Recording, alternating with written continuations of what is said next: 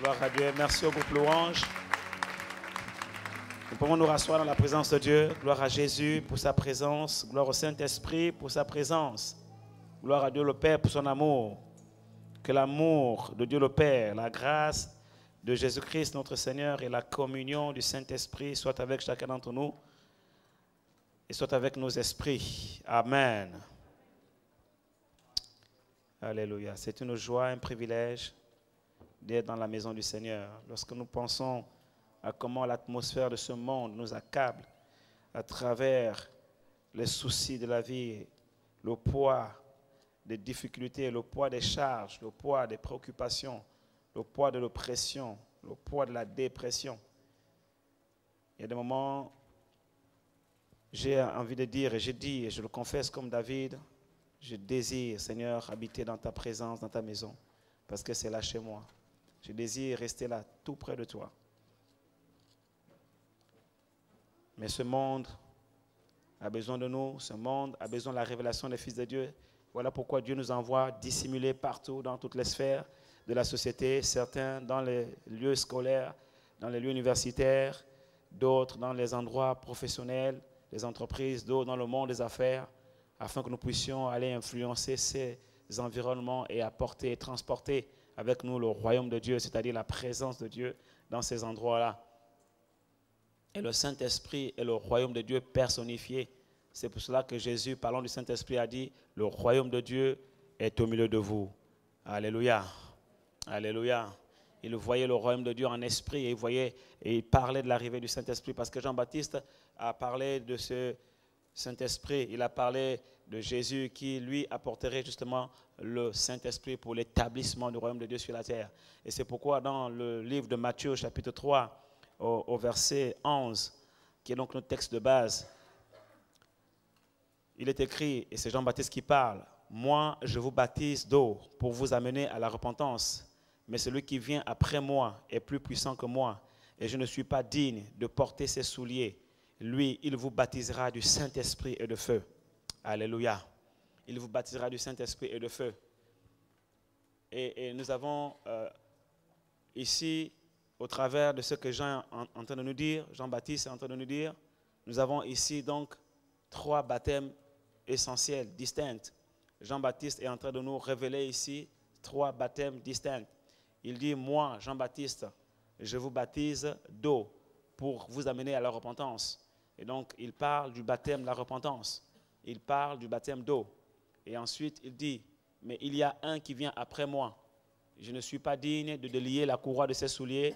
Dans certaines versions et dans le second, on dit, je ne suis pas digne de porter ses souliers.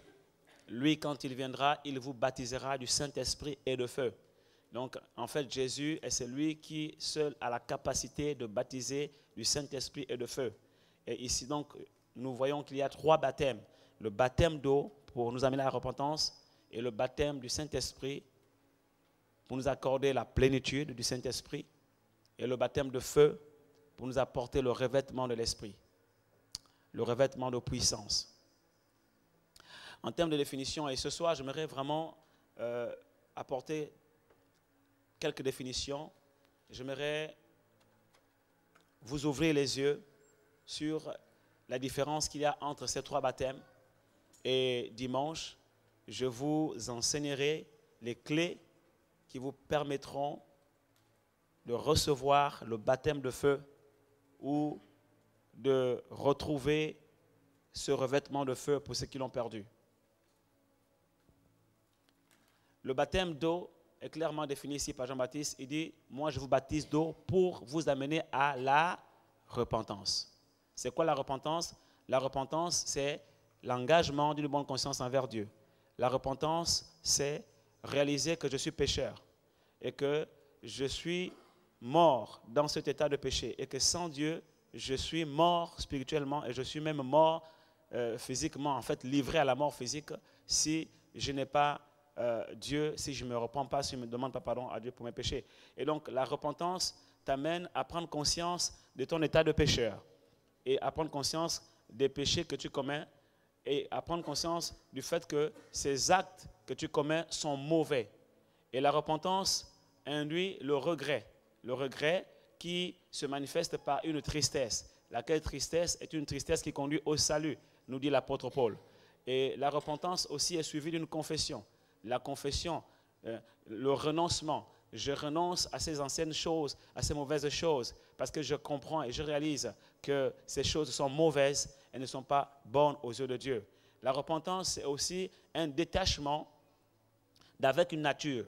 Je me détache de la nature du péché, car le péché est une nature et le péché est une puissance. Les péchés sont les actions, ce sont les actes mauvais que nous posons. Donc, lorsque je me repens, la profonde repentance consiste à un détachement. Je coupe les liens avec Satan, je coupe les liens avec le vieil homme, je coupe les liens avec la nature du péché, je coupe les liens avec le péché, la racine même du mal. Et je coupe les liens avec la puissance du mal, le péché. Et donc, en ce moment-là, je renonce, il y a un renoncement. Mais pour en arriver à la repentance, il y a ce qu'on appelle la conviction de péché. Le Saint-Esprit vient, il convainc le cœur de péché, de justice et de jugement. Donc, sans l'action du Saint-Esprit qui nous convainc de péché, il est impossible de faire une réelle repentance. Il y en a qui se repentent ou qui décident de se repentir simplement parce qu'ils ont été moralisés, sensibilisés, ils ont été touchés par un sermon, mais pas forcément parce que le Saint-Esprit a touché véritablement leur cœur.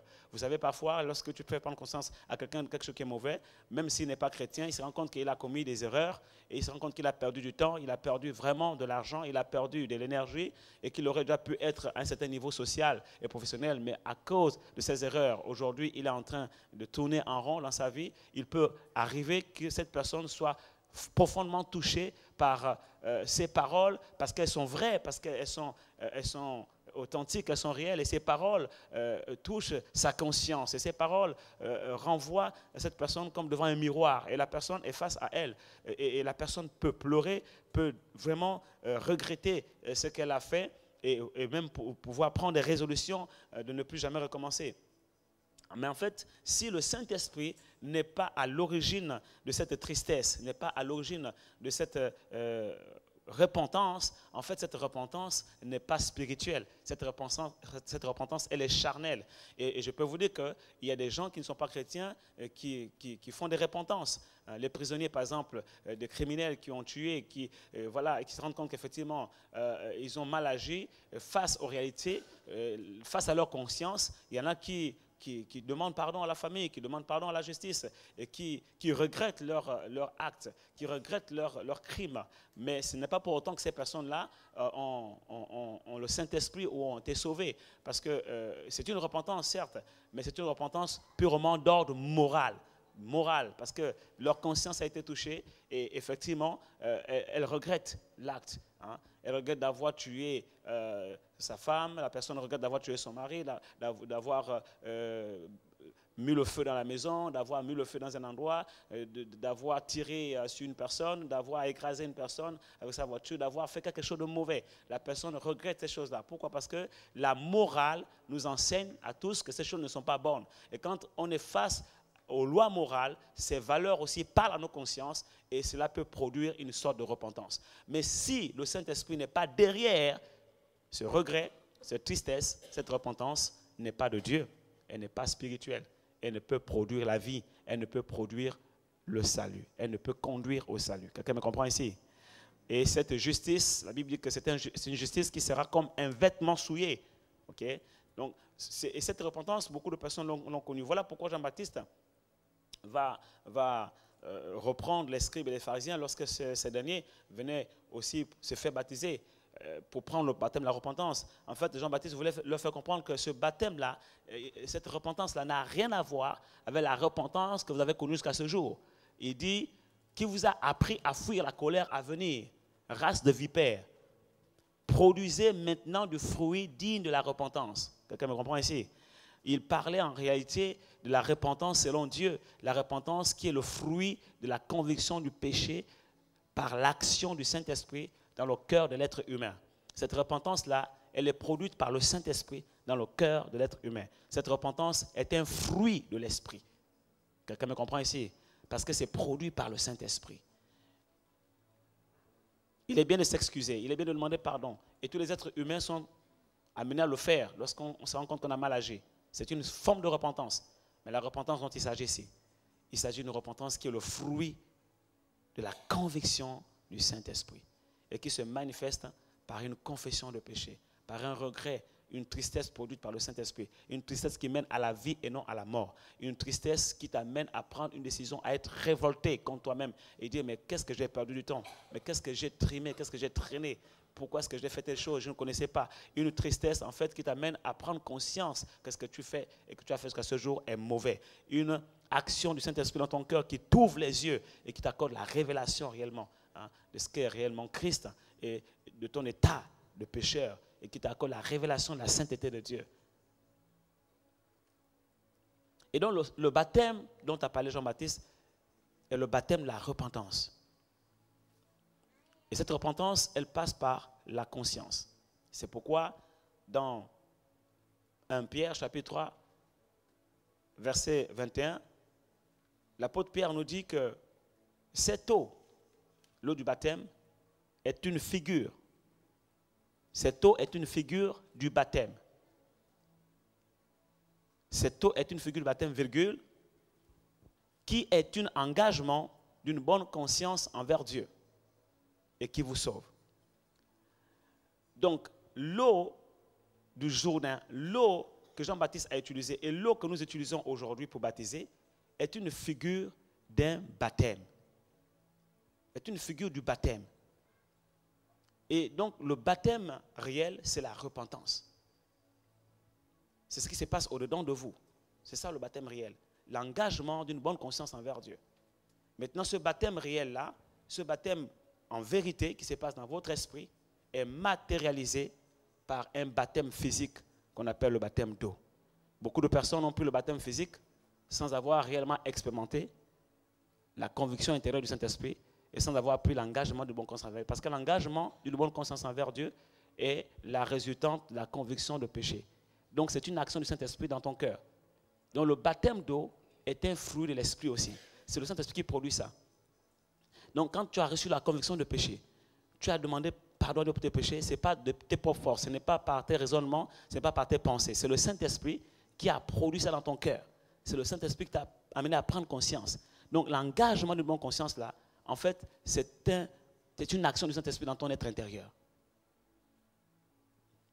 C'est-à-dire que quelqu'un peut aujourd'hui venir prendre le baptême d'eau, on le plonge dans l'eau, sans avoir reçu cette conviction intérieure, tout simplement parce qu'il veut suivre les autres, parce qu'il veut faire comme si c'est une mode, parce qu'il est né dans une famille, bon, tout le monde est chrétien, on prie, donc maintenant, lui aussi veut prendre le baptême, parce que ça devient comme une mode, ça devient comme un héritage familial, sans avoir réellement reçu dans son cœur la conviction de péché, sans avoir réellement pris l'engagement d'une bonne conscience envers Dieu.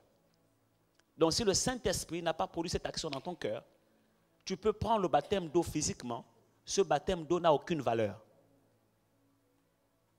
Ça devient un acte religieux. Et c'est pourquoi Jean-Baptiste reprend les scribes et les pharisiens. Parce que c'était des religieux et ils posaient des actions ou des actes religieux.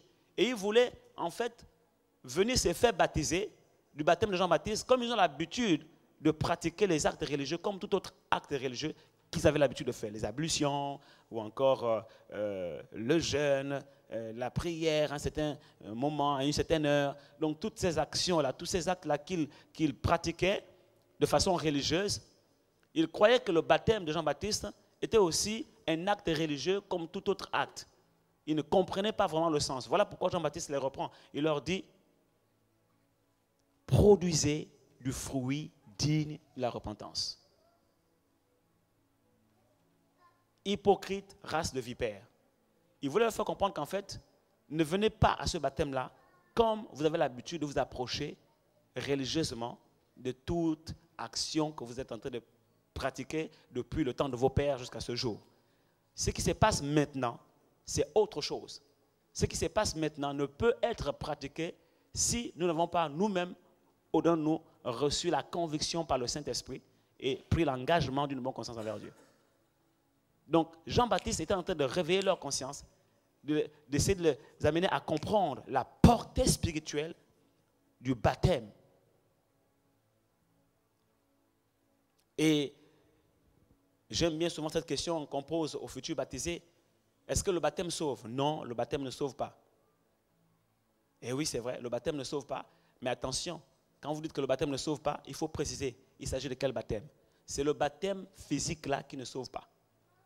Parce que si vous prenez ce baptême physique-là, ce n'est pas ça qui va vous sauver. Par contre, le baptême d'eau-là, il sauve. Parce que le baptême physique-là ne sauve pas. Pourquoi? Parce que ce n'est qu'un symbole, c'est qu'une figure. Mais le baptême d'eau sauve en réalité. Parce que Jésus a dit, celui qui croira et qui sera baptisé sera sauvé. Et dans 1 Pierre chapitre 3 verset 21, il nous est clairement dit que ce baptême sauve. Donc, nous comprenons qu'effectivement, le baptême d'eau sauve. Mais il ne s'agit pas du baptême d'eau physique qui sauve. Comme je vous le disais, beaucoup de personnes prennent le baptême d'eau physique sans forcément avoir une conviction intérieure de péché, sans forcément avoir un engagement d'une conscience envers Dieu. Donc ce n'est pas le baptême physique là qui sauve. Sinon le brigand sur la croix ne serait pas sauvé. Parce que lui n'a pas pris de baptême d'eau physique. Quelqu'un me comprend ici? Mais donc qu'est-ce qui sauve? Il dit, cette eau physique est une figure du baptême. Une figure du baptême. Donc c'est quoi maintenant le baptême? Il l'explique à la suite. Il y a une virgule. Cette eau est une figure du baptême, virgule, qui n'est pas la purification des souillures du corps. Donc le baptême, ce n'est pas la purification des souillures du corps. Pourtant, on a connu le baptême et les scribes et les pharisiens ont connu le baptême jusqu'à ce jour comme étant une purification des souillures du corps. Les ablutions, c'était une préfiguration du baptême. Quelqu'un me comprend ici? L'eau de Noé, du déluge de Noé, c'était une préfiguration du baptême parce que ça venait pour purifier la terre. Vous comprenez cela? Mais ici, l'apôtre Pierre nous montre le véritable sens spirituel du baptême. Il nous fait comprendre qu'en fait, jusqu'à une époque bien déterminée, ce baptême physique-là avait effectivement une portée spirituelle pour la génération de cette époque-là, parce qu'ils seront sauvés par la loi. La Bible déclare que la loi est venue par Moïse, mais la grâce et la vérité sont venues par Jésus. Donc ceux qui sont morts sous la loi, ceux qui ont vécu sous la loi, seront jugés selon la loi et seront sauvés à travers la loi. Alléluia. Ceux qui sont morts sous la loi, ceux qui ont vécu sous la loi, ont reçu la nature de Dieu à travers la loi.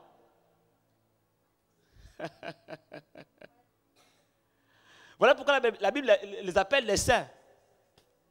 Il dit que le jour où Jésus est mort, les tombeaux des saints se sont ouverts. Et les saints qui étaient morts dans l'ancienne alliance sont ressuscités et sont apparus au plus grand nombre dans la ville de Jérusalem. Et ils ont marché dans les rues de Jérusalem. La Bible les appelle des saints. Or, la sainteté, c'est la nature de Dieu. Mais comment sont-ils devenus saints alors qu'ils n'avaient pas le Saint-Esprit en eux? Ils sont devenus saints par la loi. Parce que c'est la génération de la loi. Ils sont nés sous la loi. Ils ont vécu sous la loi. Ils ont grandi sous la loi. Et donc ils ont été sanctifiés à travers la loi. Et ils seront sauvés par la loi. Et ils seront jugés par la loi. Quelqu'un me comprend ici?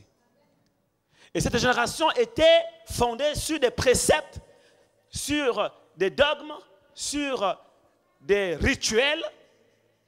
Voilà pourquoi effectivement les ablutions pour eux servaient de purification. L'eau pour eux physique servait de purification. Parce que c'est la génération du physique, c'est la génération du matériel, c'est la génération du visible, c'est la génération de la loi. C'était l'alliance matérielle. Quelqu'un me comprend ici? La loi est venue par Moïse, mais la grâce et la vérité sont venues par Jésus. Donc Jean-Baptiste met déjà une distinction entre la génération de l'ancienne alliance et la génération de la nouvelle alliance qui sera inaugurée par un autre être.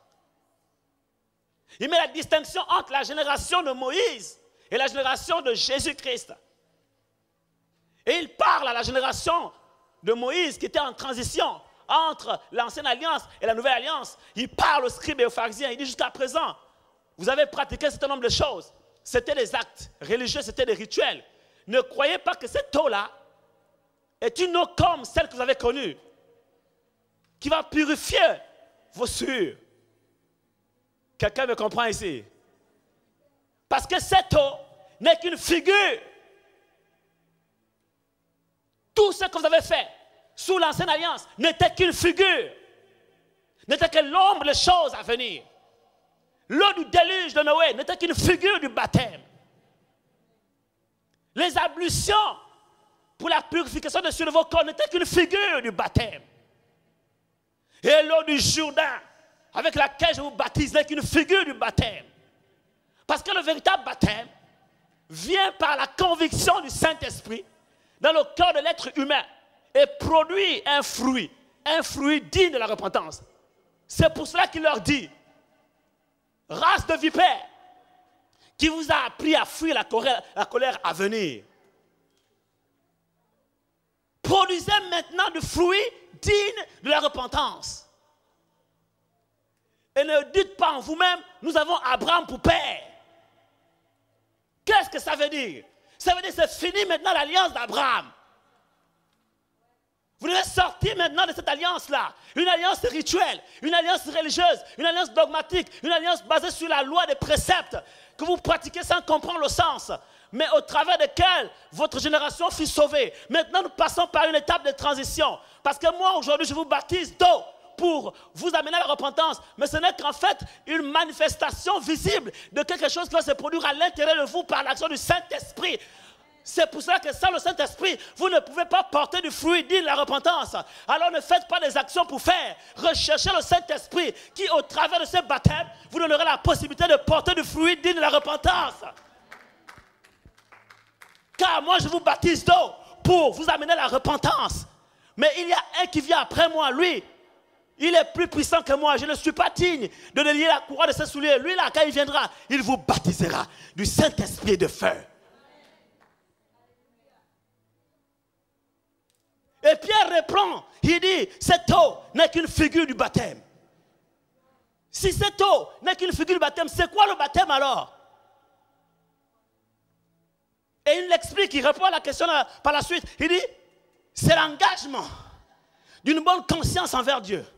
En d'autres termes, c'est la conviction du Saint-Esprit dans ton cœur qui te convainc de péché, de justice et de jugement, qui te montre l'état des pécheurs, qui te révèle qui es-tu, qui est Dieu, la sainteté de Dieu et la nature dans laquelle tu as grandi, tu es né, et qui t'amène à comprendre que tu es dans le péché et tu as besoin de repentance.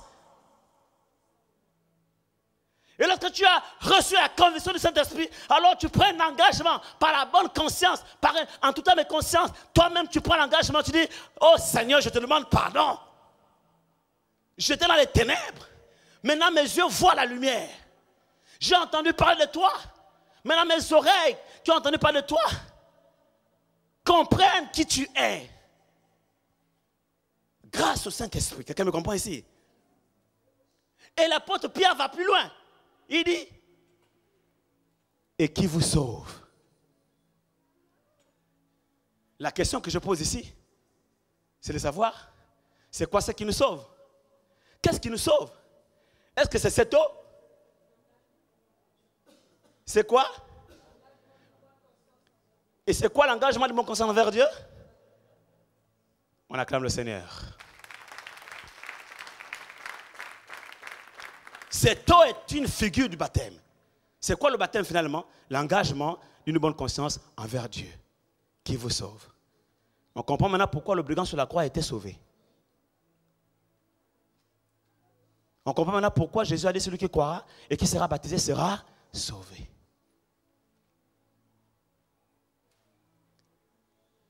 C'est pourquoi vous devez comprendre que le baptême physique n'est qu'une manifestation de ce qui s'est passé au-dedans de vous dans votre être intérieur, le jour de votre repentance. Or, la repentance en question, qui est le fruit de la conviction du Saint-Esprit, de péché, de justice et de jugement, et qui donc est l'engagement d'une bonne conscience envers Dieu, n'est rien d'autre que la nouvelle naissance. Parce que la véritable repentance conduit à la nouvelle naissance. Il n'y a pas de nouvelle naissance sans repentance. Donc quand quelqu'un expérimente la repentance selon l'Esprit de Dieu, cette personne-là est conduite directement à la nouvelle naissance. Donc la nouvelle naissance devient une résultante, une conséquence immédiate de la véritable repentance. Il n'y a personne que le Saint-Esprit est convaincu de péché de justice et de jugement, qui se soit repenti de ses péchés et qui ait renoncé à sa vie ancienne, qui ait accepté Jésus-Christ dans son cœur comme sauveur et Seigneur, et qui donc a été baptisé du véritable baptême de repentance, qui ne soit né de nouveau. Personne. Toutes les personnes qui ont expérimenté la véritable repentance profonde par l'action du Saint-Esprit ont automatiquement été nés de nouveau. Parce que la nouvelle naissance devient une conséquence évidente. Voilà pourquoi il est écrit. Si tu n'es né d'eau. Si tu n'es né d'eau. Donc la repentance ici devient le baptême d'eau. Qui n'est pas d'abord la manifestation physique. Qui n'est pas d'abord l'eau physique. Mais qui se produit à l'intérieur. C'est-à-dire qu'en fait, il y a un baptême d'eau qui se passe dans l'esprit. Il y a un baptême d'eau qui se produit dans l'esprit.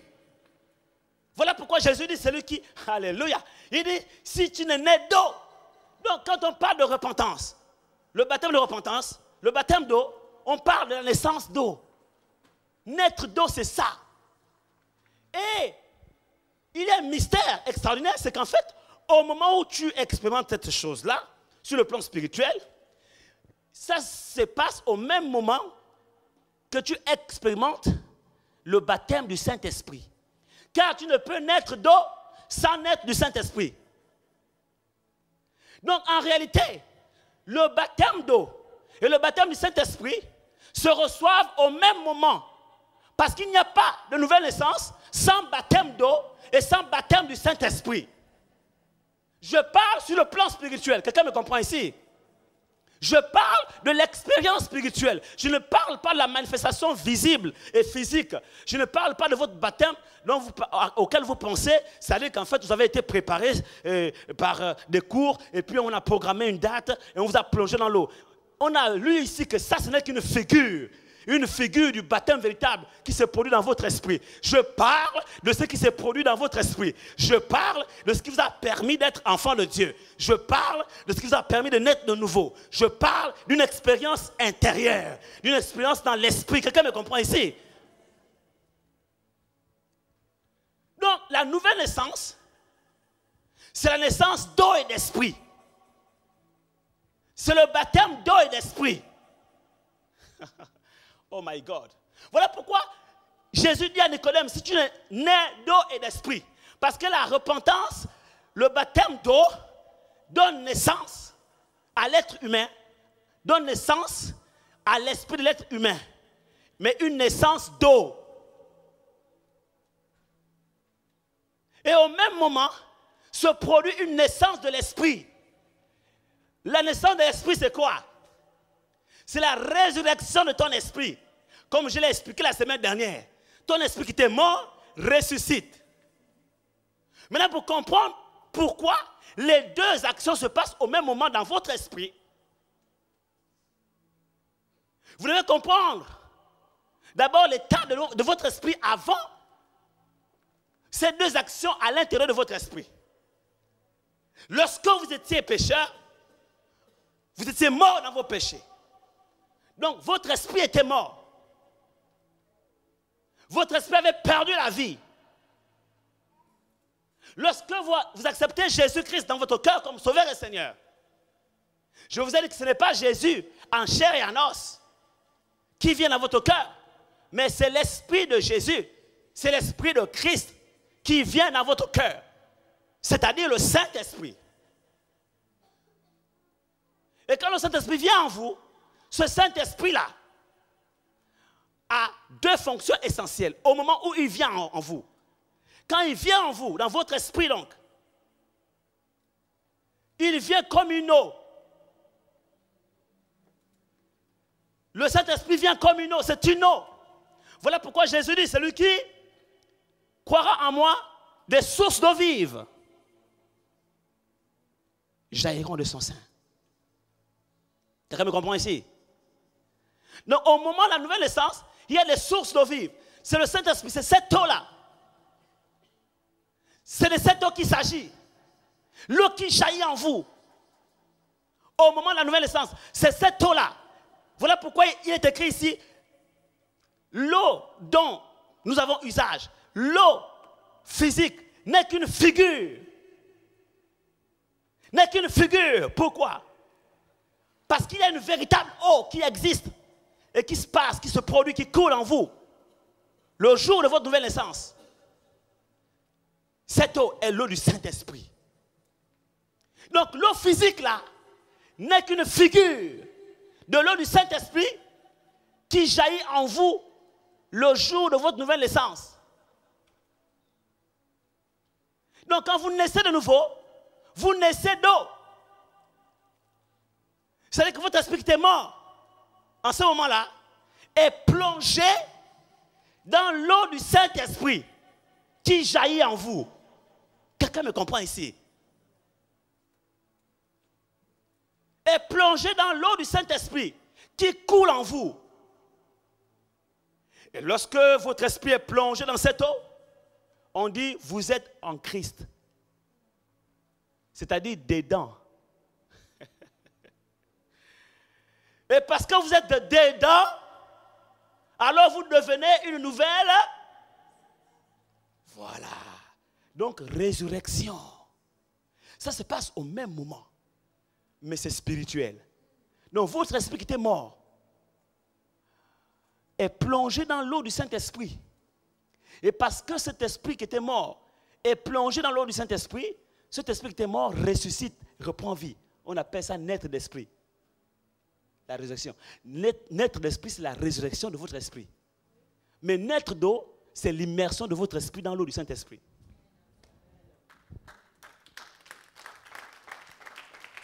Quelqu'un me comprend ici? Ça se passe au même moment dans votre esprit. Maintenant, physiquement, cette expérience-là, ou ces deux expériences-là, mais en fait, pour moi, c'est la même expérience parce que c'est la naissance, c'est la nouvelle naissance, c'est la même expérience, mais en fait, il se produit deux choses dans cette expérience. Il se produit quelque chose. La première chose, c'est que votre esprit qui était mort est immergé dans le Saint-Esprit en vous. Et le fait que votre esprit qui était mort soit immergé dans le Saint-Esprit en vous a pour conséquence la résurrection de votre esprit. Et c'est la résurrection de votre esprit que la Bible appelle naître d'esprit. Parce que votre esprit naît à nouveau. Quelqu'un me comprend ici? C'est ça le baptême d'eau et de l'esprit. Le baptême d'eau, c'est le baptême, c'est l'immersion de ton esprit dans le Saint-Esprit. Le jour de ta nouvelle naissance. Et le baptême du Saint-Esprit, c'est la naissance de ton esprit. La résurrection de ton esprit, la naissance de ton esprit. Quelqu'un me comprend ici? Maintenant, le jour où ces choses-là se manifestent physiquement, parfois ça se passe à des périodes différentes. Le baptême d'eau physique, tu peux le prendre peut-être 2 ans, 3 ans, même voire 10 ans après ta nouvelle naissance. Il y a des gens qui ont accepté Jésus-Christ depuis 5 ans, 10 ans, qui sont nés de nouveau, qui sont nés d'eau, mais qui reçoivent le baptême d'eau peut-être 10 ans plus tard. La question que je vais vous poser, essaie de savoir, est-ce que c'est au moment où on baptise cette personne d'eau physiquement qu'elle est née de nouveau? Je reprends ma question. Est-ce que c'est au moment où on baptise cette personne d'eau physiquement que cette personne naît de nouveau? Non, elle est née de nouveau depuis le jour où elle a accepté Jésus-Christ comme Sauveur et Seigneur.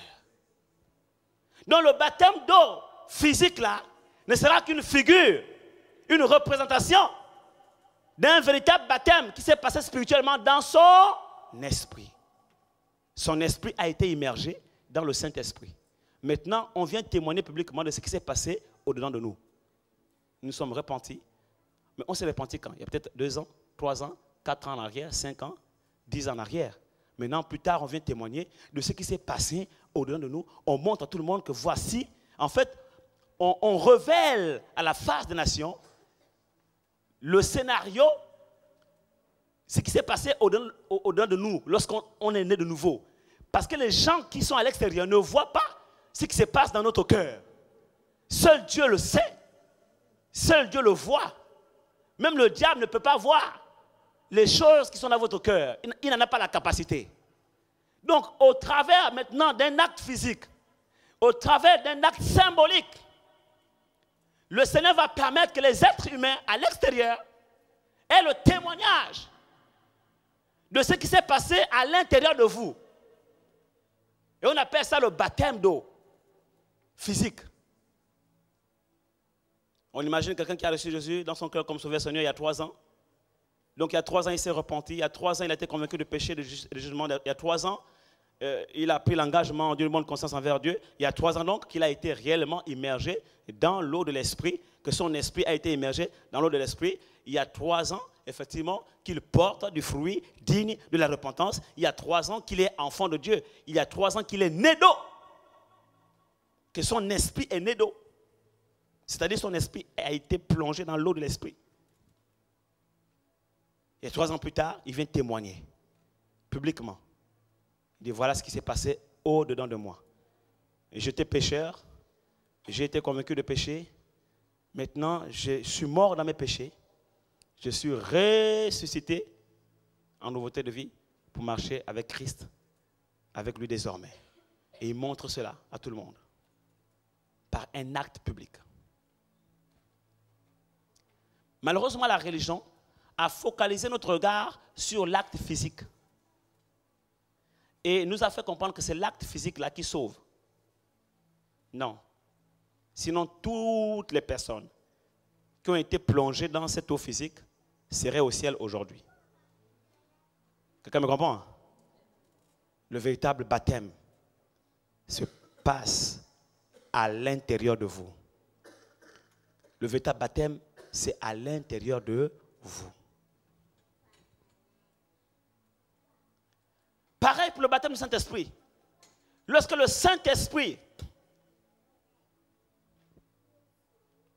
imprègne notre esprit, lorsque notre esprit est immergé dans le Saint-Esprit, il se produit que notre esprit naît d'esprit. Il ressuscite. Il reprend vie. Et donc l'immersion de notre esprit dans le Saint-Esprit, c'est ça le baptême du Saint-Esprit qui produit la vie, qui ressuscite ton esprit. Voilà pourquoi je dis que ça se passe au même moment. Maintenant, le jour de la Pentecôte, quand nous recevons ce qui vient en haut là, et j'expliquerai cela tout à l'heure, ça là, c'est la matérialisation de quelque chose qui s'est passé dans ton esprit. Alléluia. Donc il y a une manifestation physique. Donc le baptême corporel du Saint-Esprit qui est manifesté dans Actes chapitre 2, ce baptême corporel n'est que la conséquence évidente ou la manifestation visible et physique du véritable baptême du Saint-Esprit qui s'est produit dans ton esprit. C'est-à-dire qu'avant que ton corps physique ne soit baptisé du Saint-Esprit, ne reçoive le manteau du Saint-Esprit, le revêtement de l'Esprit, ton esprit à l'intérieur de toi a d'abord été revêtu du Saint-Esprit. On appelle ça le revêtement intérieur de l'Esprit. Ce revêtement intérieur de l'Esprit fait en sorte que ton esprit soit immergé dans le Saint-Esprit. Et c'est l'immersion dans le Saint-Esprit, dans la personne du Saint-Esprit, dans le Christ. Cette immersion dans le Christ qui définit le baptême du Saint-Esprit sur le plan spirituel. Maintenant, sur le plan visible, ce baptême va se manifester par un revêtement de puissance, un revêtement de feu. Et c'est de ça que je vais vous parler aujourd'hui, le baptême de feu. Je vais définir c'est quoi le baptême de feu. En fait, le baptême de feu, c'est la manifestation matérielle, authentique du Saint-Esprit à l'extérieur de vous, sur votre corps et par votre corps. C'est le revêtement de l'esprit sur votre corps. Parce que votre esprit, avec petit e, a déjà été revêtu du Saint-Esprit, a déjà été immergé dans le Saint-Esprit. Il a été né de l'esprit. Donc, le jour de la nouvelle naissance, le baptême d'eau, le baptême du Saint-Esprit sont deux expériences qui sont produites simultanément au même moment par l'action du Saint-Esprit. Maintenant, à l'extérieur de vous, vous allez vivre des choses. Pour certains, ça peut se produire le même jour. Il y en a qui ont reçu le même jour le baptême d'eau, le baptême du Saint-Esprit et le baptême de feu. Pour d'autres, ils ont reçu le baptême d'eau physique et quelques temps plus tard, ils vont recevoir le baptême du Saint-Esprit physique. Et peut-être quelques jours plus tard, ou bien quelques mois plus tard, quelques temps plus tard, ils vont recevoir le baptême de feu. Le cas de Jésus, Jésus a reçu le même jour le baptême d'eau physique et le baptême du Saint-Esprit physique. Mais le manteau de puissance, Jésus ne l'a pas reçu dans le Jourdain. Le manteau de puissance, Jésus l'a reçu dans le désert. Parce que le jour où Jésus reçoit le baptême d'eau et du Saint-Esprit, il est dans le Jourdain. Enfin, le signe manifeste du baptême d'eau, c'est le fruit digne de la repentance. Et le signe manifeste du baptême du Saint-Esprit, c'est la plénitude du Saint-Esprit. Mais le signe manifeste du baptême de feu, c'est le revêtement de puissance. Et le jour où Jésus a été baptisé dans l'eau, il a été baptisé d'eau pour la manifestation de la repentance et il a été baptisé du Saint-Esprit pour la manifestation de la plénitude de l'Esprit. Et la Bible déclare que l'Esprit conduisit Jésus dans le désert. Et après avoir jeûné pendant 40 jours et 40 nuits, Jésus descend du désert revêtu. Il est allé au désert conduit par l'Esprit. Il ressort du désert revêtu de l'Esprit. Quelqu'un me comprend ici? Donc, et quand il ressort du désert revêtu du Saint-Esprit, il rentre dans la synagogue, il roule le livre, il tombe sur le livre du prophète Ésaïe et sur ses écrits où il était scriptureusement défini et clairement dit au sujet de Jésus que c'est lui qui délivrera le peuple d'Israël et le peuple de Dieu des chaînes de l'esclavage, du péché, de la maladie, de l'oppression démoniaque, du gouvernement de Satan sur la terre. Et Jésus, conscient de ce mandat sur sa vie, alors il déclare ces paroles qui étaient écrites dans le livre d'Ésaïe. Et il dit, l'Esprit du Seigneur est sur moi. L'Esprit du Seigneur est sur moi parce qu'il m'a oint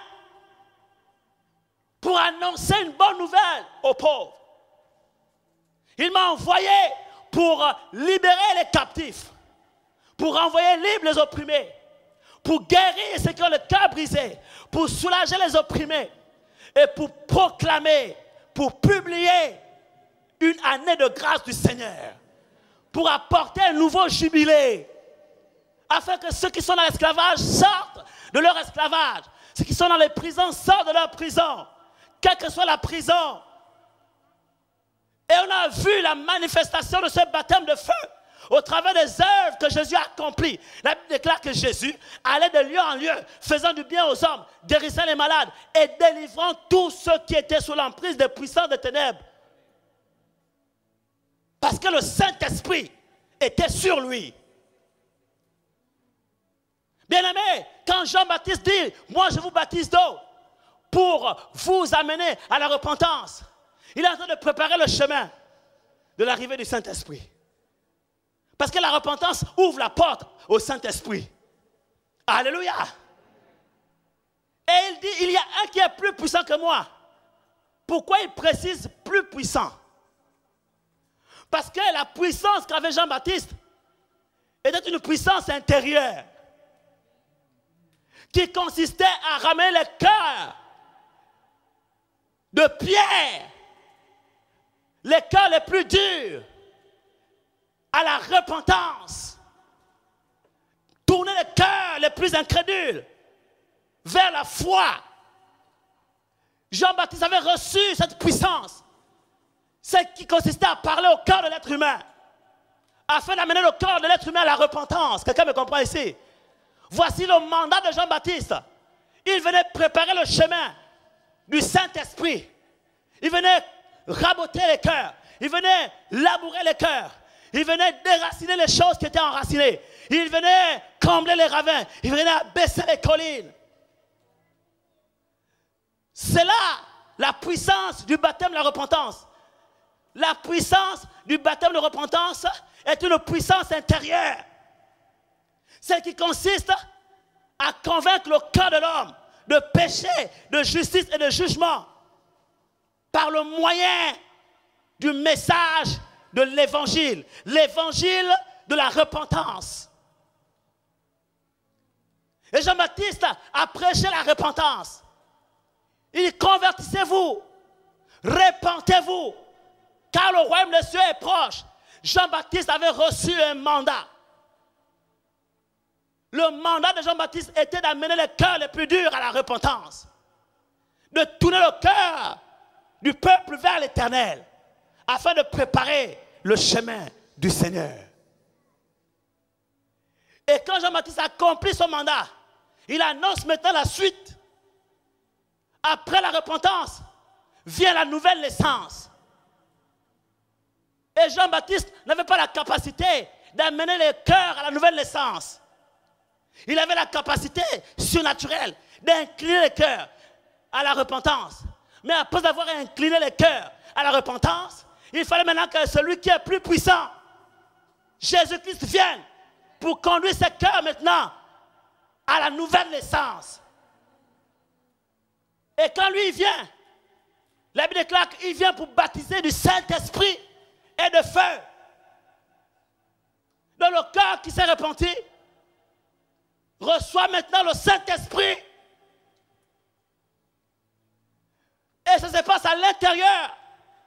Et quand tu reçois le Saint-Esprit, on l'a vu la semaine dernière, ton esprit qui était mort ressuscite. Au contact du Saint-Esprit, parce qu'il immergeait dans l'esprit, immergeait dans l'eau de l'esprit. Il reçoit le baptême spirituel d'eau et il reçoit le baptême spirituel du Saint-Esprit. Mais Jésus ne s'arrête pas là.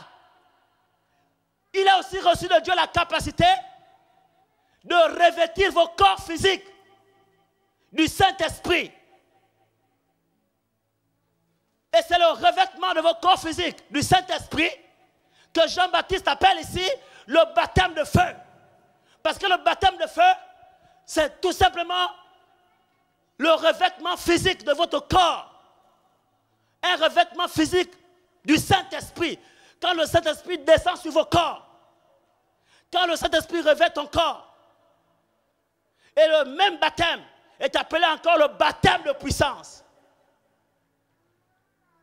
Le baptême de feu est un baptême de puissance. Voilà pourquoi quand Jésus parle à ses disciples, il dit, mais vous recevrez une puissance lorsque le Saint-Esprit surviendra sur vous.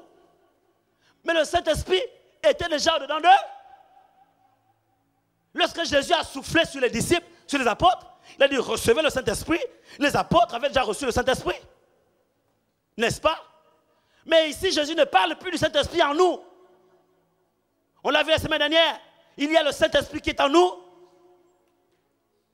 Il y a l'onction qui est en nous, qui nous enseigne toutes choses, qui nous conduit dans toute la vérité, qui nous aide à marcher dans les voies du Seigneur, qui nous convainc de pécher lorsqu'on s'écarte des voies du Seigneur. Le Saint-Esprit en nous est l'onction qui nous enseigne toutes choses. Le Saint-Esprit en nous est l'onction qui donne la vie à notre esprit. Le Saint-Esprit en nous est le gage de notre héritage. Le Saint-Esprit en nous est l'onction qui fait grandir notre homme intérieur. Le Saint-Esprit en nous, c'est l'onction qui donne la vie à notre esprit. Le Saint-Esprit en nous, c'est l'onction qui fait couler la vie à notre âme. Le Saint-Esprit en nous, c'est l'onction qui nous ouvre les yeux afin que nous puissions comprendre les Écritures, qui nous ouvre les oreilles spirituelles afin que nous puissions comprendre les Écritures, qui nous accorde la révélation de la parole de Dieu. Le Saint-Esprit en nous, c'est l'onction qui nous libère des jougs de dépression. Le Saint-Esprit en nous, c'est l'onction qui est en nous et qui transforme notre âme, qui libère notre âme des mauvais sentiments, des mauvaises émotions, des mauvaises pensées, des traditions des hommes, des philosophies des hommes, des sciences des hommes. Le Saint-Esprit en nous, c'est l'onction qui brise les raisonnements hautains et toute hauteur qui se dresse contre la connaissance de Christ. C'est l'onction qui renverse les raisonnements en nous et qui ouvre notre esprit des perspectives à l'intérieur de nous afin que nous puissions comprendre les voies de Dieu. Le Saint-Esprit en nous, c'est l'onction qui sanctifie notre esprit, qui sanctifie notre âme. Le Saint-Esprit en nous, c'est l'onction qui donne la vie à nos corps mortels.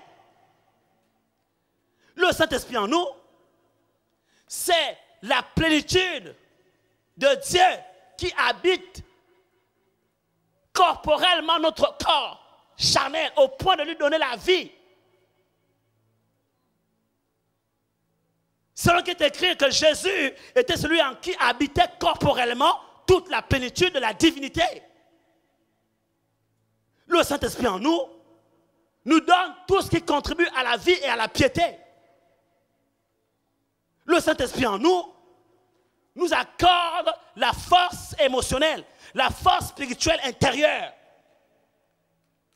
Le Saint-Esprit en nous nous accorde la vigueur dans nos membres, l'énergie. Le Saint-Esprit en nous accorde la prospérité à notre âme, la bonne santé à notre âme, de sorte que notre âme, étant en bonne santé, sera capable de communiquer aussi cette bonne santé à notre corps physique. Voilà pourquoi l'apôtre Jean dit, je souhaite que tu prospères à tous égards et que ton corps soit en bonne santé comme l'est ton âme. Ça, c'est le Saint-Esprit en nous. Ça, c'est l'onction qui est en nous. L'onction qui est en nous, c'est le revêtement intérieur de notre homme intérieur. Quand l'apôtre Paul dit, revêtez-vous de Christ. Il s'agit de notre esprit qui doit se revêtir de Christ. Et quand notre esprit est revêtu de Christ, ça veut dire que notre esprit est noyé dans le Christ. Je suis revêtu d'un costume gris. Je suis dans ce costume. Je suis dans ce costume. Donc quand mon esprit revêt Christ, il est dans le Christ. Il est immergé dans le Christ. Il est baptisé dans le Christ. C'est ça le baptême du Saint-Esprit à l'intérieur de nous. Maintenant, quand le Seigneur, quand Jean-Baptiste dit au sujet du Seigneur qu'il vous baptisera de feu, il s'agit maintenant du revêtement extérieur. Le revêtement de l'homme extérieur. Maintenant que l'homme intérieur a été revêtu de l'esprit, l'homme extérieur aussi doit être revêtu de l'esprit. Et c'est ce qui s'est passé le jour de la Pentecôte. Le jour de la Pentecôte, c'est le baptême du Saint-Esprit corporel. Donc je parle de deux dimensions de baptême. Qu'il s'agisse du baptême d'eau ou qu'il s'agisse du baptême du Saint-Esprit, il y a deux dimensions. Quelqu'un me comprend ici? Il y a la dimension du baptême d'eau spirituel et la dimension du baptême d'eau physique. Et au niveau du baptême du Saint-Esprit, il y a également la dimension du baptême du Saint-Esprit spirituel qui se passe dans ton esprit. C'est le revêtement intérieur de l'esprit. Ton esprit est revêtu de Christ et donc immergé dans le Christ, c'est-à-dire dans le Saint-Esprit. Et il y a un baptême du Saint-Esprit qui est manifesté physiquement. Et ce baptême du Saint-Esprit est manifesté physiquement comment? Oh my God! On va comprendre une autre définition du baptême du Saint-Esprit dans Actes chapitre 2. Lisons ensemble Actes chapitre 2. Rebroskatayamai. Merci Seigneur pour ta grâce. Actes chapitre 2.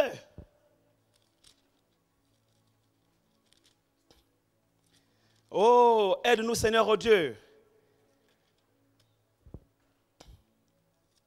D'abord, Actes chapitre 1, verset 8.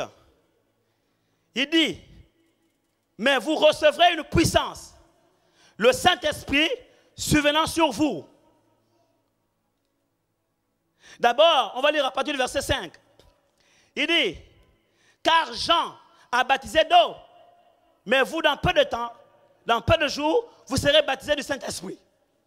Vous voyez, on n'oppose pas, on ne compare pas des choses qui ne sont pas comparables. Quelqu'un me comprend ici? On ne peut pas comparer quelque chose de physique avec quelque chose de spirituel. Suivez l'analogie de Christ. Quand il parle à cet apôtre, il dit, Jean vous a baptisé d'eau. Le baptême de Jean était un baptême physique, qui était la manifestation d'un baptême spirituel. Le baptême de Jean était un baptême d'eau. Un baptême d'eau physique, qui était la manifestation d'un baptême d'eau spirituel. Et donc Jésus dit maintenant, dans peu de jours, vous serez baptisés du Saint-Esprit. Il parle donc du baptême corporel, physique du Saint-Esprit, qui est la manifestation d'un baptême du Saint-Esprit qui s'est produit dans votre esprit. Voilà pourquoi il compare les deux. Et il les met tous dans la même analogie. Et voici comment physiquement ce baptême va se manifester. Dans Actes chapitre 2, au verset 1, le jour de la Pentecôte, ils étaient tous ensemble, dans le même lieu. Tout à coup, il vint du ciel un bruit comme celui d'un vent impétueux, et il remplit toute la maison où ils étaient assis. Maintenant, écoutez, la Bible nous dit, le jour de la Pentecôte, comment ce baptême-là s'est manifesté. Premièrement, il y a eu un vent impétueux. Donc le Saint-Esprit se manifeste comme un vent. Alléluia. Un vent impétueux. Pourquoi le vent? On comprendra pourquoi. Donc vous notez le vent. Dites le vent. Alléluia. Un vent impétueux et il remplit toute la maison où ils étaient assis. Deuxième chose, des langues semblables à des langues de feu. Première chose, un vent impétueux. Deuxième chose, des langues de feu. Et la Bible déclare, quand ces langues de feu sont descendues, ces langues de feu sont descendues sur les apôtres, sur les disciples. Et ces langues de feu se posèrent sur chacun d'eux, sur chacune de leurs têtes. Et lorsque ces langues sont descendues sur leur tête, ils se mirent à parler en d'autres langues, selon que le Saint-Esprit leur donnait de s'exprimer. Quelqu'un me comprend ici? Je reprends.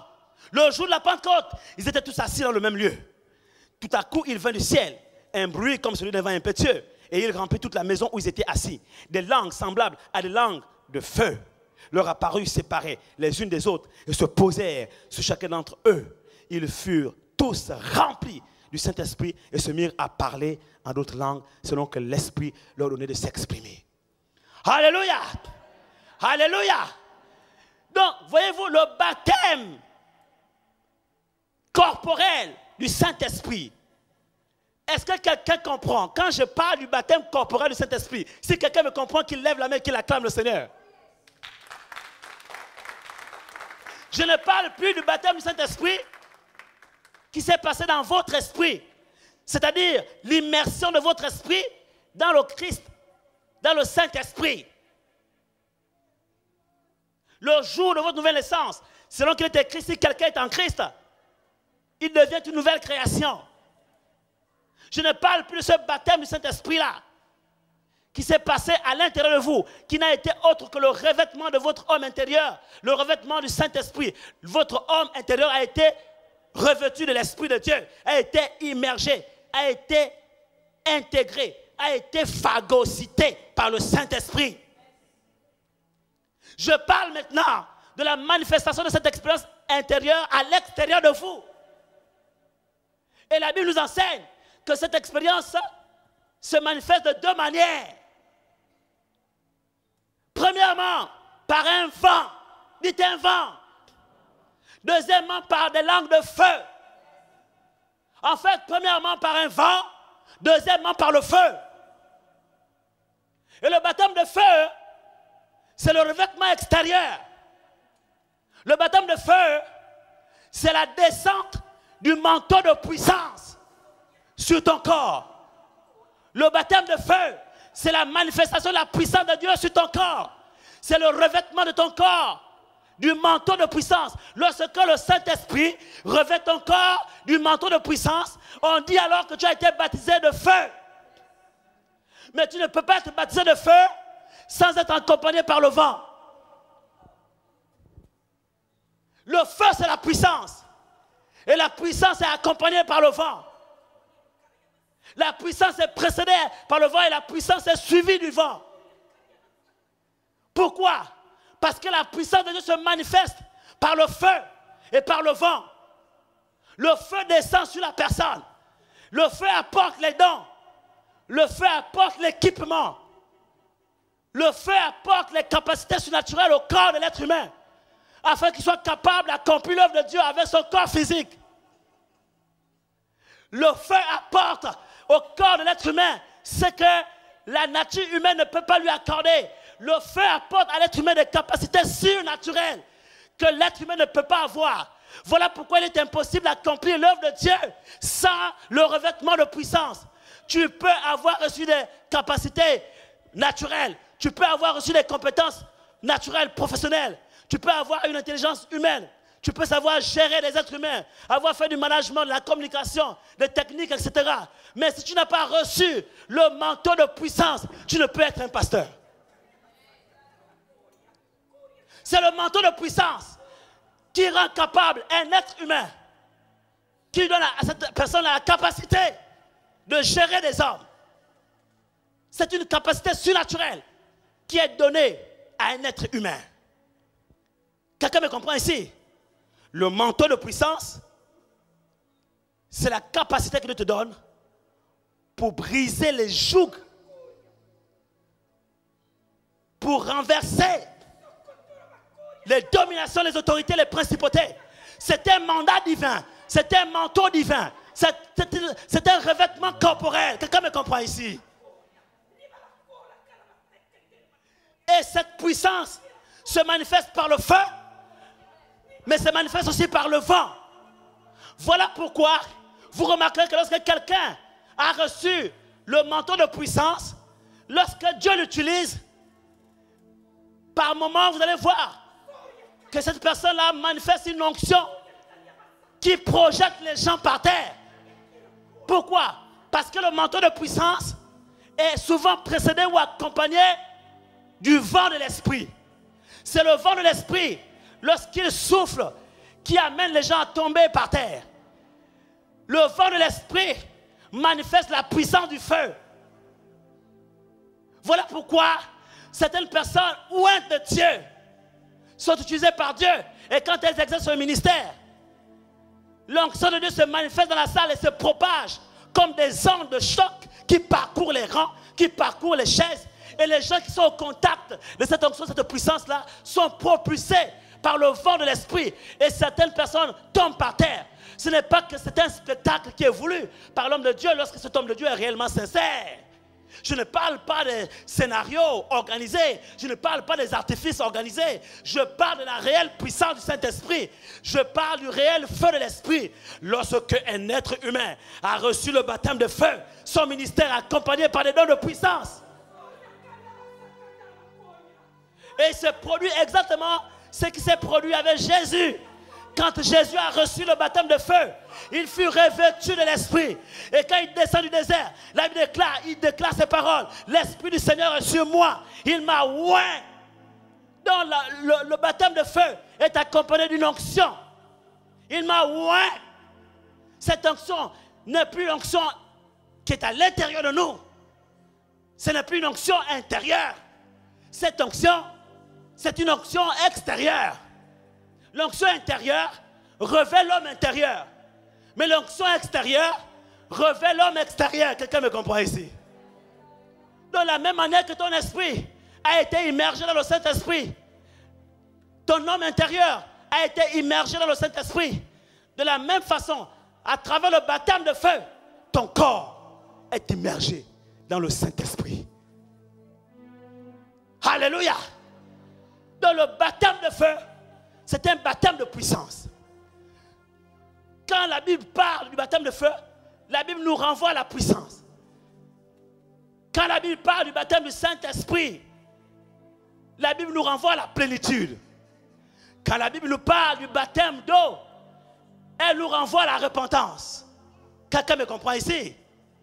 Le baptême de feu, c'est un manteau de puissance qui descend sur l'évangéliste et qui lui confère les dons de puissance. Les dons de guérison, d'opérer des miracles, le don de foi. Le manteau de puissance, c'est un manteau qui vient sur le pasteur et qui lui donne l'autorité sur le troupeau, sur le peuple de Dieu, afin de diriger les consciences, de diriger les comportements, de ramener les convictions à Christ, les raisonnements authentiques, c'est comme la conscience de Christ, de briser les rochers d'incrédulité par la puissance de la parole de Dieu. Alléluia! Le manteau de puissance, le manteau de feu, lorsqu'il descend sur un prophète, il lui donne la capacité de voir dans le monde surnaturel les choses que l'œil de l'être humain ne peut pas voir. Le manteau de puissance, c'est la manifestation des dons spirituels par l'action du Saint-Esprit. Quelqu'un me comprend ici? Voilà pourquoi l'apôtre Paul dit: et ma prédication ne reposait point sur les discours persuasifs de la sagesse humaine, mais sur une démonstration d'esprit de puissance, afin que la foi... Oh, acclame-toi Dieu, acclame-toi Dieu, acclame-toi Dieu, alléluia.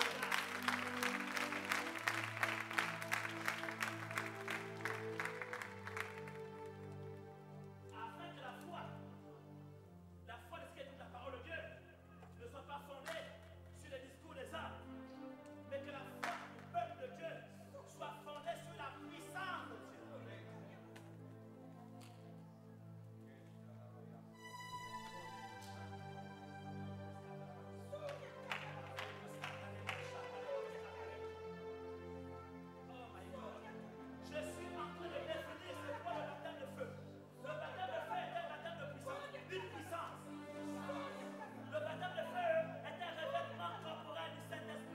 Revêtement corporel. C'est-à-dire que le Saint-Esprit revêt ton corps. Et écoutez-moi, lorsque le Saint-Esprit revêt ton corps, il se passe des choses extraordinaires. Déjà le fait que le Saint-Esprit remplisse ton corps, on l'a vu la semaine dernière, il se produit des miracles, il se produit des choses extraordinaires à l'intérieur de toi. Mais imagine maintenant, lorsque le Saint-Esprit revêt ton corps. Lorsque le Saint-Esprit remplit ton corps, la Bible déclare que le Saint-Esprit donne la vie à ton corps mortel. Mais qu'est-ce qui se passe lorsque le Saint-Esprit revêt ton corps? La Bible déclare: l'onction fait éclater le joug. Alléluia! Oh, alléluia, merci Seigneur. Luc chapitre 4, verset 1. Jésus, rempli du Saint-Esprit, revint du Jourdain. Il fut conduit par l'Esprit dans le désert. Ça, on en a parlé. Alléluia. Il monte au désert. Maintenant, quand il descend du désert, il n'est plus seulement rempli, mais il se passe autre chose. Luc 4, verset 18. L'Esprit du Seigneur est sur moi, parce qu'il m'a oint. Donc, quand l'Esprit de Dieu vient sur toi, il te oint pour annoncer une bonne nouvelle aux pauvres. Il t'envoie pour guérir ceux qui ont le cœur brisé, pour proclamer aux captifs la délivrance et aux aveugles le recouvrement de la vue, pour envoyer libres les opprimés. Ça, c'est le manteau de puissance. Quand le manteau de puissance est sur toi, la Bible déclare que tu annonces la bonne nouvelle, tu amènes les cœurs à la repentance par la puissance de Dieu. Tu guéris les malades, tu guéris les cœurs brisés par la puissance de Dieu. Vous savez, aujourd'hui, on a du mal à rassembler des troupes.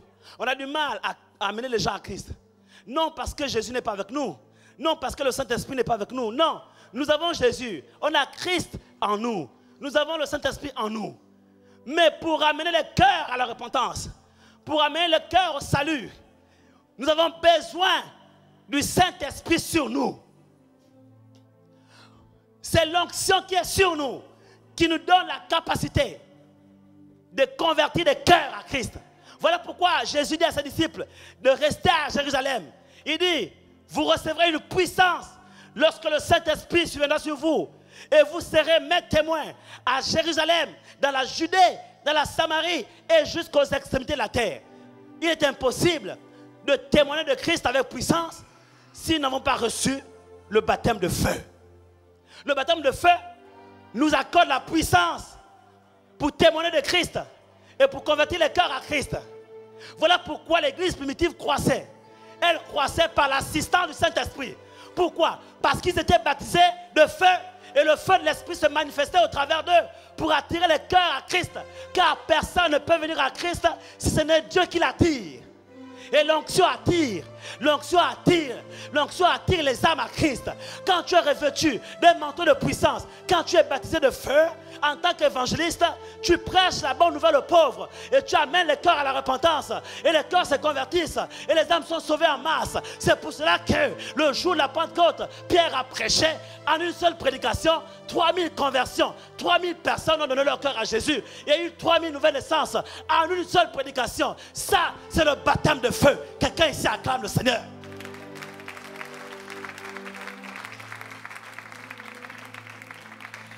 Alléluia. Alléluia. Il dit l'Esprit du Seigneur est sur moi. Parce qu'il m'a oint pour annoncer une bonne nouvelle aux pauvres. Et je prie Dieu qu'il relâche le manteau de puissance sur ses fils et ses filles dans ces temps de la fin, afin qu'il suscite une nouvelle génération d'évangélistes revêtus d'un manteau de feu pour embraser la France avec un manteau de puissance, pour pouvoir convertir les cœurs les plus endurcis, pour pouvoir amener les cœurs les plus athées à la repentance. Cela est possible par la puissance du Saint-Esprit, parce que sa prédication, la prédication de cet évangéliste ne va plus reposer sur les discours persuasif, philosophique de la sagesse humaine, mais va reposer sur une démonstration d'esprit et de puissance, afin que la foi du peuple français ne soit pas fondée sur autre chose, mais soit fondée sur la puissance de Dieu.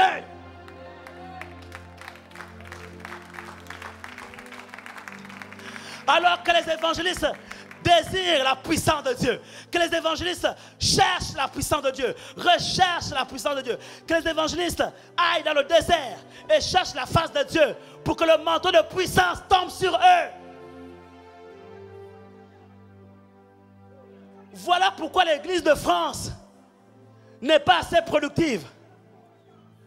Nous avons besoin du manteau de puissance. Nous avons besoin du baptême de feu. Le baptême de feu nous confère la puissance pour prêcher l'évangile avec autorité, avec assurance. Le manteau de puissance se manifeste par la conversion des cœurs, mais des conversions massives. Alléluia.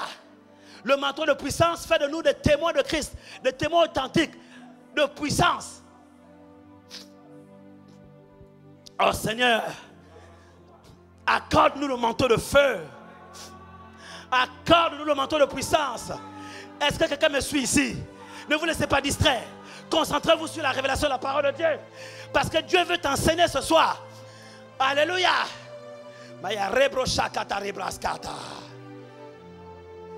Il m'a envoyé pour guérir ceux qui ont le cœur brisé. Aujourd'hui en France, les gens ont des sérieux problèmes dans leur cœur. Beaucoup de personnes ont des problèmes. La France est l'un des 3 premiers pays consommateurs des antidépresseurs. Pourquoi? Parce que les gens sont malades dans leur cœur. Dans ce pays, les gens ont trop de soucis. Dans ce pays, les gens ont trop de problèmes dans leur cœur. Dans ce pays, les gens ont trop de problèmes dans la tête. Ils ont trop de problèmes émotionnels. Et à côté de cette situation, le diable a développé une forte activité commerciale. Voilà pourquoi il y a beaucoup de psychologues, il y a beaucoup de cabinets. Je n'ai pas dit que c'est mauvais, mais je dis que les gens sont devenus dépendants des psys. Parce que les gens en France, comme dans la plupart des pays en Europe, en Occident, sont malades dans leurs pensées, sont malades dans leur cœur, sont malades dans leurs émotions, sont malades dans leur mental. Et ils ont besoin d'une solution. Ils ont besoin d'une guérison intérieure. Mais la Bible déclare, lorsque le manteau de puissance est sur toi, lorsque tu es baptisé du baptême de feu, Dieu te donne la puissance pour guérir ceux qui ont le cœur brisé. C'est-à-dire que tu n'as pas besoin de cure d'âme. Tu n'as pas besoin de philosophie. Tu n'as pas besoin de technique de psy pour comprendre le pourquoi du comment de la chose. Mais la Bible déclare que lorsque la puissance de Dieu est sur toi, lorsque tu es baptisé de feu, le manteau de puissance, l'onction qui repose sur toi, te donne la capacité de guérir les cœurs brisés. Par une simple imposition de main, la personne reçoit une décharge électrique de la puissance du Saint-Esprit qui descend dans son cœur et qui guérit ses blessures intérieures, qui repositionne toutes choses dans son mental, qui réajuste ses émotions et ses sentiments. Ça, c'est l'action surnaturelle de Dieu, opérant par le moyen du baptême de puissance, le baptême de feu. Seigneur, j'espère que j'aide ton peuple. Et les pasteurs ont besoin d'un manteau de feu. Les évangélistes ont besoin du baptême de feu. Les chantres ont besoin du baptême de feu, afin qu'un seul chant qui sort de ta bouche embrasse des cœurs. Alléluia. Dans Luc chapitre 23, verset 32, je crois, quand Jésus est ressuscité, il apparaît aux disciples sur le chemin de Maïs. Et la Bible déclare que les disciples, écoutant Jésus leur parler, ils dirent, nos cœurs ne brûlaient-ils pas lorsqu'il nous expliquait les Écritures? Parce que la bouche de Christ était ointe d'un manteau de feu. Alors les paroles qui sortaient de sa bouche étaient des paroles de feu. Et quand les gens entendaient ces paroles traversaient leur cœur. Et leur cœur brûlait. Leur cœur brûlait. Et le message de Jésus brûlait les cœurs du feu du Saint-Esprit. Voilà pourquoi les cœurs brisés étaient guéris au contact de Christ. Le baptême de feu te donne la puissance pour proclamer aux captifs la délivrance. Pour proclamer aux captifs la délivrance. Et ça, c'est un ministère du Saint-Esprit. Lorsqu'un homme de Dieu est baptisé d'un baptême de feu, les démons ne résistent pas devant lui. Voilà pourquoi quand Jésus arrivait à 100 mètres, à 200 mètres, même à 1 kilomètre, les démons commençaient à trembler dans les corps, alors que Jésus n'était même pas encore arrivé à l'endroit où était le démoniaque. Pourquoi? Parce que Jésus, quand il est descendu du désert, il a été baptisé de feu. Il est descendu avec un manteau de puissance, de feu. Et il est venu apporter aux captifs la délivrance. C'est pour cela qu'aucun démoniaque que Jésus croisait sur son chemin ne pouvait rester comme il était. Tous les démoniaques que Jésus croisait étaient délivrés. Toutes les personnes qui étaient possédées étaient délivrées. Parce que Jésus est descendu du désert avec un manteau de feu. Le baptême de feu, le manteau de puissance. Alléluia. Nous avons besoin du baptême de feu, d'un manteau de puissance, pour proclamer aux captifs la délivrance, pour donner aux aveugles le recouvrement de la vue, pour proclamer une année de grâce du Seigneur, pour envoyer libres les opprimés. Tu ne peux pas exercer le ministère que Dieu t'a donné si tu n'as pas reçu le manteau de puissance. Tu ne peux pas recevoir le manteau de puissance si tu n'es pas baptisé de feu. Et ce soir, j'essaie par la grâce de Dieu de vous définir ce qu'est le baptême de feu. De vous ouvrir l'esprit, de vous donner envie de soupirer, d'aspirer à cette dimension du baptême de feu. Et dimanche, par la grâce de Dieu, je vais vous montrer maintenant comment recevoir le baptême de feu et comment le manifester. Et vous comprendrez que le feu a des degrés. Parce que la puissance a des degrés. Vous allez comprendre que certains d'entre vous, vous avez déjà reçu le baptême de feu, mais le feu n'est pas encore assez fort. Certains d'entre vous avez déjà reçu le baptême de feu, mais parfois ce feu s'est éteint. Et pour beaucoup, le feu s'est éteint. Et ce feu a besoin d'être rallumé, d'être réavivé, d'être réactivé. Et je crois de tout mon cœur que dimanche, ta vie ne sera plus jamais la même. Alléluia. Si ton feu a été éteint par quoi que ce soit, dimanche, Dieu va réallumer ce feu dans ta vie. Parce que Jésus est venu pour baptiser du Saint-Esprit et de feu. Et ce feu va descendre à nouveau dans ta vie. Et ta vie ne sera plus jamais la même. Quelqu'un ici acclame très fort le Seigneur.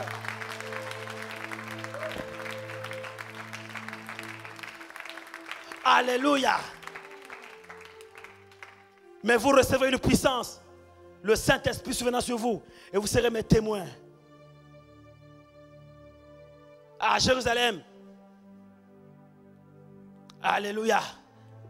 En Judée, dans la Samarie et jusqu'aux extrémités de la terre.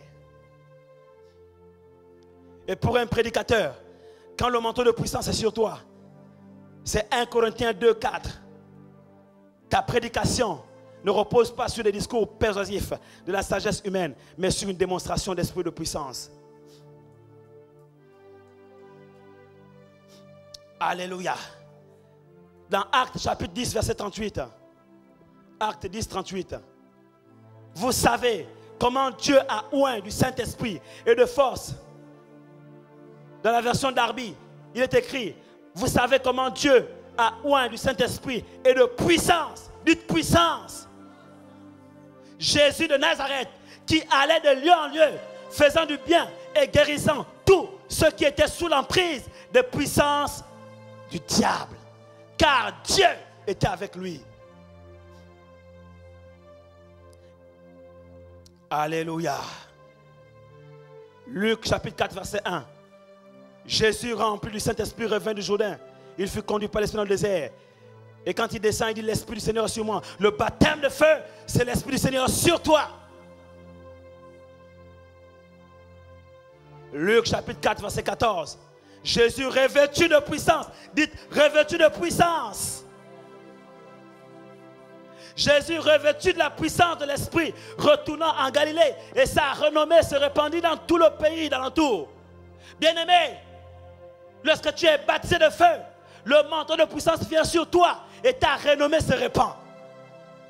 Ta renommée se répand. Les gens cherchent la renommée. Avant d'avoir la renommée, mon frère, cherche le baptême de feu. Parce que ta renommée viendra par le baptême de feu. Lorsque tu es baptisé du baptême de feu, la puissance de Dieu vient sur toi et ta renommée se répand dans tout le monde entier. Dieu rend ton nom grand. Dieu rend ton ministère grand. Bien-aimé, dans les temps de la fin, ce qui marque la différence entre ceux qui servent Dieu et ceux qui ne le servent pas, c'est le manteau de puissance. Ceux qui vont servir Dieu sous le manteau de feu, de puissance, leur renommée va se répandre. Ils n'auront pas besoin de faire des techniques de communication, de marketing pour se faire connaître. Mais la puissance de Dieu sur leur vie va propulser leur renommée sur le plan international. Même s'il n'est pas connu dans un endroit bien précis du coin du monde, il est caché quelque part. Les projecteurs du ciel seront braqués sur lui. Et celui qui élève va l'élever. Celui qui élève va le faire connaître. Les gens vont chercher à connaître qui est ce jeune homme, qui est cette jeune fille que Dieu utilise, qui est cet homme, qui est cette femme que Dieu utilise. Les gens viendront de partout. Ce n'est pas toi qui vas te déplacer, courir après les médias, mais les médias vont courir après toi. Parce qu'il va se passer tellement de choses surnaturelles, des phénomènes à travers ton ministère, que ça deviendra des faits divers.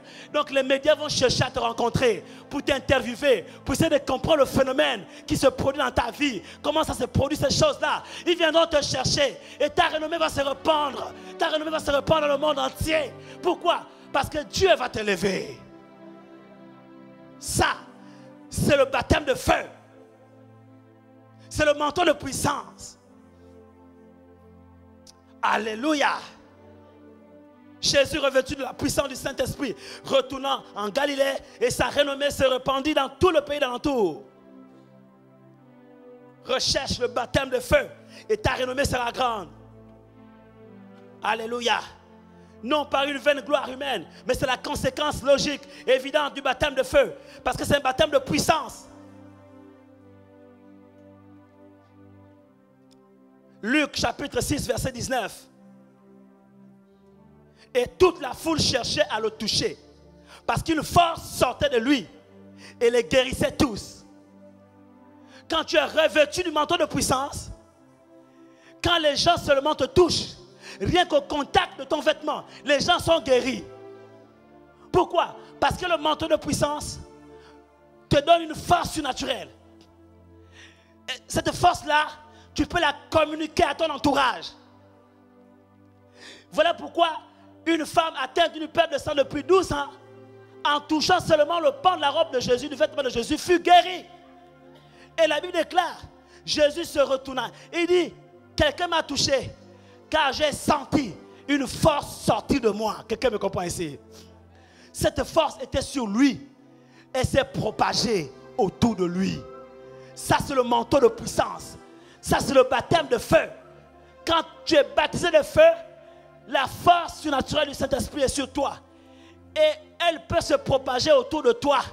Et lorsqu'une personne touche seulement ton vêtement, touche seulement ton corps, et te contacte simplement de ton corps, même simplement en touchant la personne par la main, une poignée de main suffit pour que la personne reçoive un transfert de puissance, un transfert d'onction, un transfert de grâce.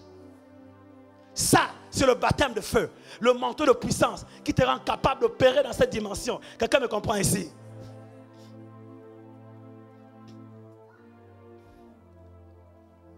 Je me souviens de certains témoignages où pendant que je suis en train de prêcher et que je circule, je descends de l'estrade, je commence à prêcher, je circule ici. Les gens reçoivent comme un vent et il y en a qui sont projetés.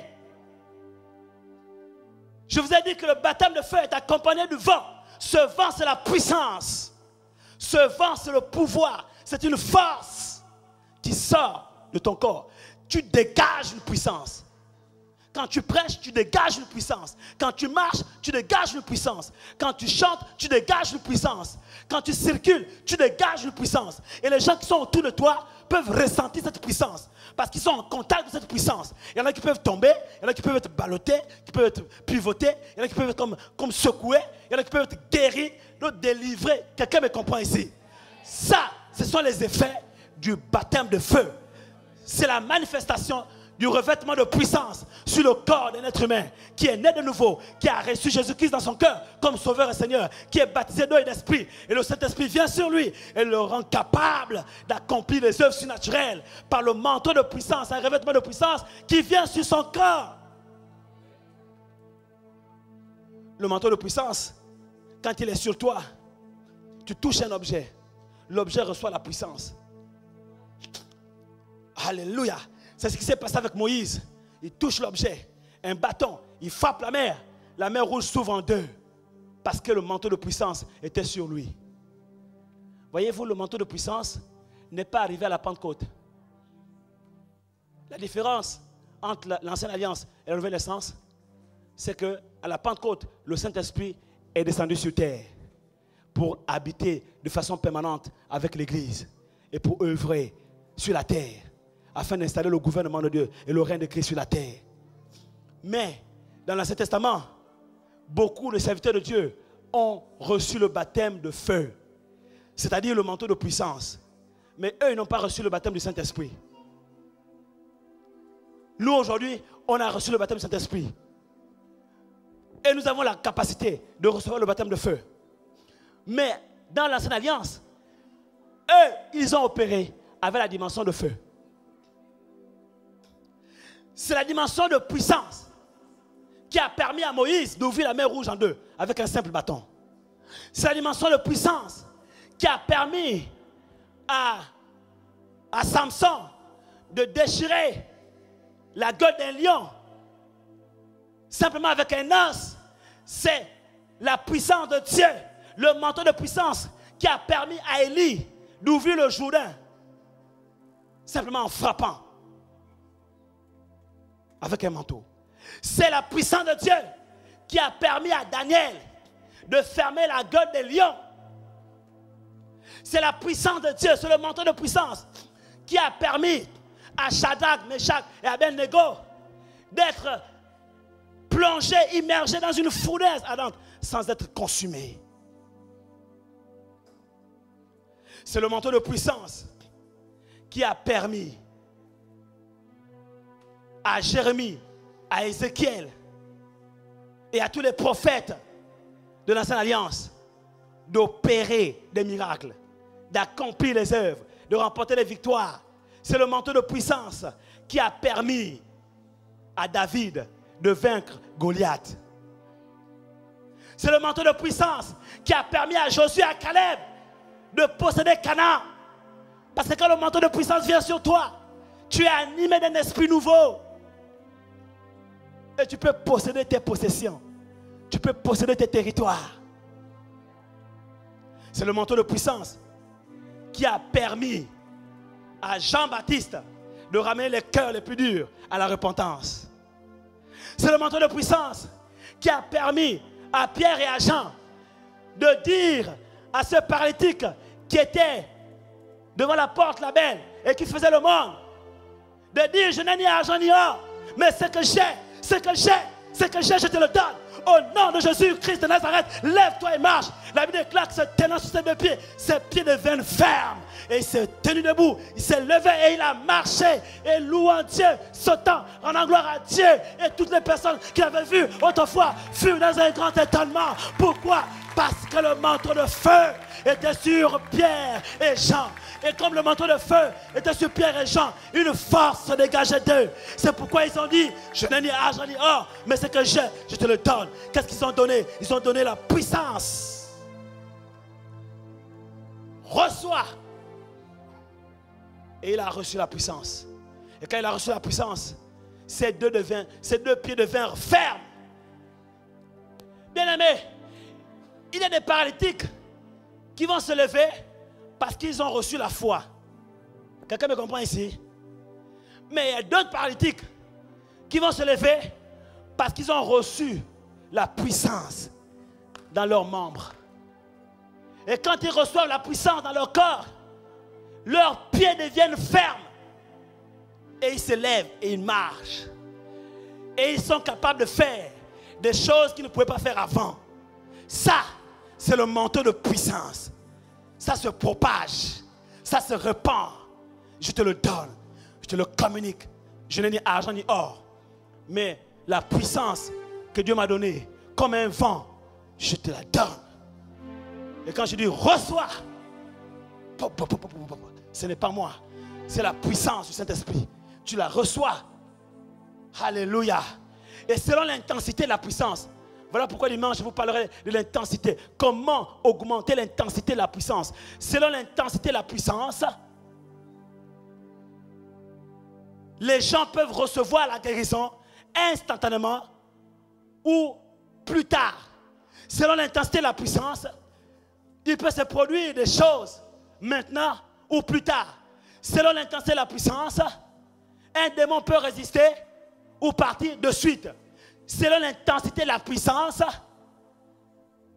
une église peut être tiède ou enflammée. Selon l'intensité de la puissance, une louange peut être tiède ou forte. Selon l'intensité de la puissance, une adoration peut être endormante ou pouvoir communiquer la vie à ceux qui sont là. Selon l'intensité de la puissance, quelqu'un me comprend ici, nous obtenons les résultats selon l'intensité de la puissance qui repose sur nous. Oh Seigneur, j'aspire à plus. J'aspire à mieux. Tu as dit aspirer aux dons les meilleurs. J'aspire à plus. J'aspire à mieux. Il se passe des choses dans cette église, c'est vrai. Il se passe des choses au travers de notre ministère, c'est vrai. Mais j'aspire à plus. J'aspire à mieux. Parce qu'il y a des moments, quand je suis en face de certaines situations, de certaines infimités, et qu'il ne se produit rien, mon esprit est révolté. La Bible déclare que Jésus revêtu de la puissance de l'Esprit. Quand il était là, une force sortait de lui et guérissait tous les malades. Il n'a pas dit quelques-uns, il n'a pas dit certains, mais il guérissait tous les... Donc, si nous aspirons à une intensité de puissance plus grande, nous guérirons tous les malades. Pourquoi tous les malades ne sont pas guéris? C'est en fonction de l'intensité de la puissance.